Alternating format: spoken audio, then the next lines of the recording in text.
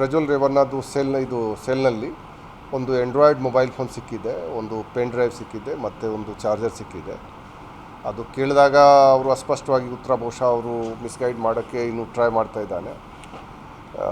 ಈಗ ನಾವು ಇದು ಗೊತ್ತಾಯಿತು ಕಿ ಅವನು ಯೂಸ್ ಮಾಡ್ತಾ ಇದ್ದಾನೆ. ಸೊ ಆ ಭಾಗದಲ್ಲಿ ಇರುವಂಥ ಯಾರು ಅಸಿಸ್ಟೆಂಟ್ ಸೂಪ್ರಿಂಟೆಂಡೆಂಟಲ್ಲಿ ಇನ್ಚಾರ್ಜ್ ಇದ್ದರು ಅವನಿಗೆ ನಾವು ಸಸ್ಪೆಂಡ್ ಮಾಡಿದ್ವಿ. ಮತ್ತು ಈಗ ಯಾರು ಜೇಲರ್ ಅಥವಾ ಬೇರೆ ಅಲ್ಲಿ ಸಿಬ್ಬಂದಿಗಳು ಅಧಿಕಾರಿಗಳು ಇದ್ದಾರೆ, ಅವರದ್ದು ಏನು ರೋಲ್ ಇದೆ ಅದರ ಸಲುವಾಗಿ ನಾವು ಇದು DIG ಖನ್ಗಾವಿ ಅವರಿಗೆ ನಾವು ಇದು ಕೆಲಸ ನಾವು ವಹಿಸಿದ್ದೀವಿ. ಅವರು ನಾಳೆಯಿಂದ ಎನ್ಕ್ವೈರಿ ಮಾಡ್ತಾರೆ.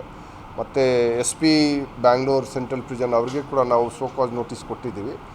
ಯಾಕೆಂದರೆ ಅವರು ಅಲ್ಲಿ ಹತ್ತಿರದಲ್ಲಿ ಇರ್ತಿಲ್ಲ ನಡೀತಾ ಇತ್ತು ಮತ್ತು ಲೋಪದೋಷಗಳು ಆಗಿದೆ, ಅದು ಒಂದು. ಮತ್ತು ಇನ್ನೊಂದು ವಿಷಯಕ್ಕೆ ನಾವು ಅವನು ನಿನ್ನೆ ಕೈದಿದ್ದು ಬಟ್ಟೆ ಧರಿಸಲಿಲ್ಲ, ನಾನು ಕೇಳಿದ್ದೆ. ಈ ಬಗ್ಗೆ ನಮಗೆ 3 ತಿಂಗಳ ಹಿಂದೆ ಯಾರು ದೂರು ಕೊಟ್ಟಿದ್ದರು.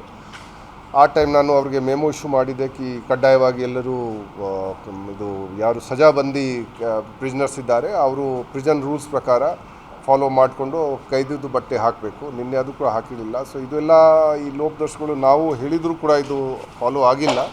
ಅದರ ಸಲುವಾಗಿ ಅವರಿಗೆ ಕೂಡ ಸೋ ಕಾಸ್ ನೋಟಿಸ್ ನಾವು ಕೊಟ್ಟಿದ್ದೀವಿ. ಮತ್ತು ಈಗ ಯಾರು ಕೊಟ್ಟಿದ್ದಾನೆ ಇದರ ಬಗ್ಗೆ CCBನವರು ತನಿಖೆ ಅವರು ಮಾಡ್ತಾರೆ. ಯಾರು ಕೊಟ್ಟಿದ್ದಾನೆ ಅದು ಇಂಪಾರ್ಟೆಂಟ್ ಇದೆ. ಯಾರು ಜೈಲು ಒಳಗಡೆ ಏನಾದರೂ ಮಾಡಿದರೆ ಆರ್ತಿ ಕಂಡು ಬಂದರೆ ನಾವು ಅವ್ರ ಮೇಲೆ ಕೂಡ ಕ್ರಮ ತಗೊಳ್ಬೇಕಾಗತ್ತೆ. ನಾವು ಅಲ್ಲಿ ಪರಪ್ಪನಗ್ರಹದಲ್ಲಿ ಕಳೆದ 7-8 ತಿಂಗಳಲ್ಲಿ 300ಕ್ಕಿಂತ ಜಾಸ್ತಿ ಫೋನ್ಗಳು ಅದು ಸೀಜ್ ಆಗಿದೆ. ಆದರೆ ಹಳೇ ಲಾಟ್ ಏನಿದೆ ಅದು ಇನ್ನೂ ಕ್ಲಿಯರ್ ಆಗಿಲ್ಲ.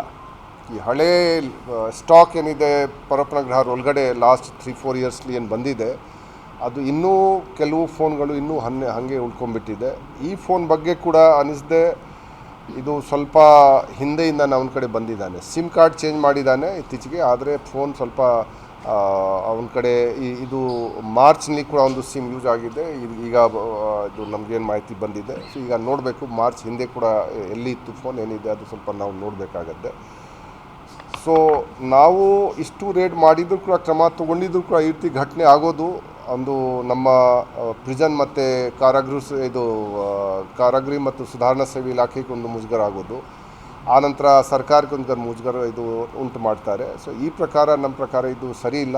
ಯಾರು ಇದಕ್ಕೆ ಕಾರಣೀಭೂತಿರ್ತಾರೆ ಅವ್ರ ಮೇಲೆ ನಾವು ಕಠಿಣ ಕ್ರಮ ಜರುಗಿಸಬೇಕಾಗತ್ತೆ. ಈಗ ಕೂಡ ನಾವು ಮಾಡಿದ್ದೀವಿ.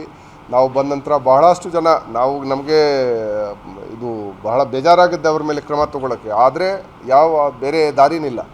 ಯಾಕೆಂದರೆ ಇಷ್ಟು ನಾವು ಹೇಳಿದರೂ ಕೂಡ, ಇಷ್ಟು ಅವ್ರಿಗೆ ನಾವು ಅವ್ರ ಮೇಲೆ ಕಣ್ಣಿಟ್ಟಿದ್ರೂ ಕೂಡ ಈ ರೀತಿ ಅವರು ಕೆಲಸ ಮಾಡ್ತಾರೆ. ಮತ್ತು ಅವ್ರ ಮೇಲೆ ನಾವು ಕಾನೂನು ಪ್ರಕಾರ ಕ್ರಮ ಆಗಲಿ ಅಥವಾ ಶಿಸ್ತಿನ ಕ್ರಮ ಆಗಲಿ ನಾವು ತಗೊಳ್ಳೇಬೇಕಾಗತ್ತೆ.